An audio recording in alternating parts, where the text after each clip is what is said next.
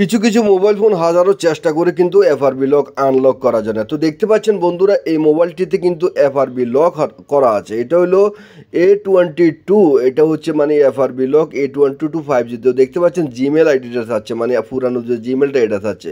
তো আমরা কি করব, এখানে যে এই দুইটা পয়েন্টকে আমরা এটা শর্ট করে আমরা এটা স্ক্রিনে লাগাবো। আপনারা দেখতে পাচ্ছেন আনলক টুল আছে, আনলক টুলের মধ্যে আমরা কি করব, এটা সিলেক্ট করে আমরা A22 5G সিলেক্ট করে আমরা যখন এটাকে শর্ট করে যখন আমরা এটাকে লাগাবো, তখন কিন্তু আমাদের যে এফআরবিটা ছিল, মানে পুরানো যে জিমেল আইডিটা ছিল, এটা রিসেট হয়ে যাবে, এটা ক্লিয়ার হয়ে যাবে। তো দেখতেই পাচ্ছেন বন্ধুরা, এটা কিন্তু ক্লিয়ার হয়ে গেছে, এখানে এফআরবি ওকে। তো এখন আমি আপনাদেরকে সেট আপ করে দেখাচ্ছি, এটা কিন্তু এফআরবিটা চলে গেছে।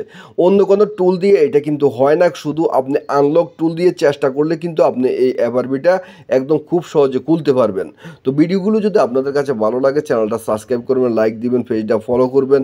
সবাই কিন্তু কমেন্ট করার চেষ্টা করবেন, আপনাদের কমেন্টের কারণে কিন্তু আমরা এই ধরনের সুন্দর সুন্দর ভিডিওগুলো সব সময় করে থাকি।